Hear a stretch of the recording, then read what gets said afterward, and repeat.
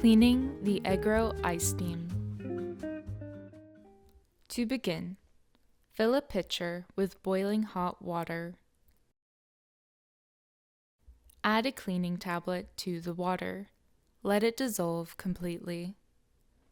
Put the steam wand into the cleaning solution. Keep the steam wand in the solution for a minimum of 20 minutes. You can also let it sit overnight. Afterwards, remove the pitcher. Take a clean, damp microfiber towel and wipe the steam wand clean.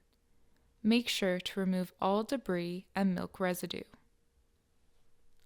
If you need a more in-depth cleaning of the steam wand tip, unscrew the steam wand tip and place it in the cleaning solution.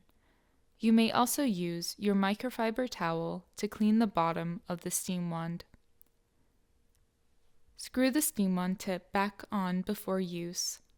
Wipe the wand with a damp towel, and you are ready to steam again.